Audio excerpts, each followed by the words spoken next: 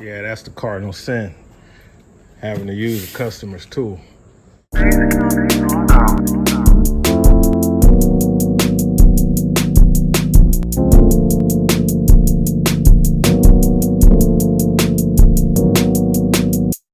That's not a good look, fellas. That's not a good look. All right, so got some tools in the box. If you saw the video earlier about the Durango, you that's what I was working on earlier. It's just so nice to have tools and have the right tools. You can work on stuff when you need to, and you don't have to borrow stuff from people and just get the job done without breaking stuff and trying to improvise. This is a Home Depot order. You just have what you need, man. And I'm all about that. And what's the story on these? Thought I had everything I needed. And then I ran into a situation working on hydraulic slides and changing out those cylinders. Well, found out there's something that I didn't have on the truck that day. I did have them, but I didn't have them on the truck because I rarely have to do that on that type of that above floor slide, the Lippert ones. So man, I got to go in my truck and get my. So I have a set of like an expansion set, Icon, large wrenches. Like I got the same thing in Snap-on, but for metric, because the stuff I work on cars is mostly metric, and this stuff from where I'm working on campers is mostly standard. So I got big wrenches, but they stop at 1 inch, right? When you start getting into stuff that's over an inch, the inch is bad enough. These big wrenches, they cost a lot. So I didn't buy the Snap-on because I didn't want to spend the money for the bigger size wrenches that I didn't use very often. So from like 1.16" up to 1.25" inches, I got a 4-piece Icon set. 2 of the wrenches are on the truck now because I had to work on that those hydraulics I was telling you about. And the problem I ran into with that was when I first went out to diagnose the issue, I saw that I didn't have my wrenches on the truck. We didn't have a replacement part yet, but still, I wanted to tear it down, save myself some time on the return trip. I was just gonna tear it down while I was there the first time.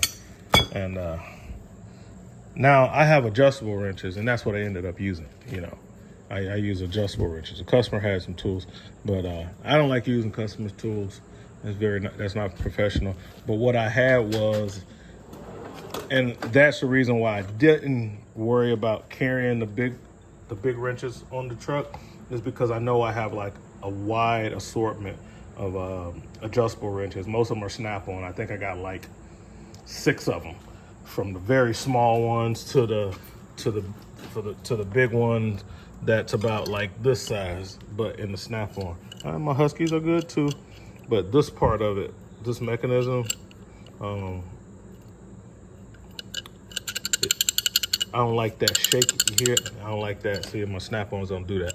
So, but anyway, that's what I end up using, is some of my adjustables. But you can see I'm missing 2 wrenches right there. That's what I like about the tool widgets. So I got those on the truck. When you're doing a hydraulic cylinder change out on a Lippert system, they use a nylon lock nut. They're using a nylock nut, and it is 1 1/8 inches.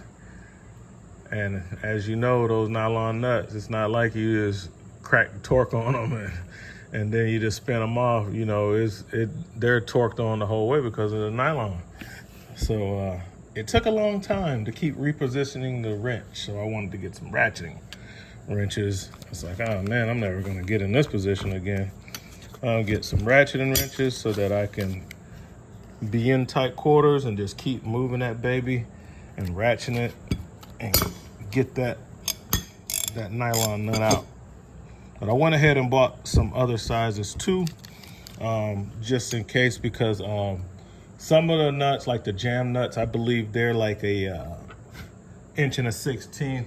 The nylon nut is an 1 1/8. And just for good measure, I also went ahead and got the 1 1/4. So what am I missing? Well, an 1 3/16. You know, but I hadn't ran into a spot where I needed that yet. I think I have an 1 3/16 wrenches. Yeah, right there. But like I said, I had never ran into a situation where I needed an 1 3/16 since I've been doing mobile. All right, so this is what we got, man. I had to go with the Husky.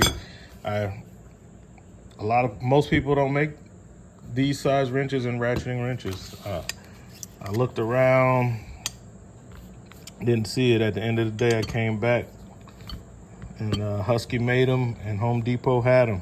So I ordered those and had them shipped to the house. So this is gonna make your life a lot easier if you have to work those cylinders.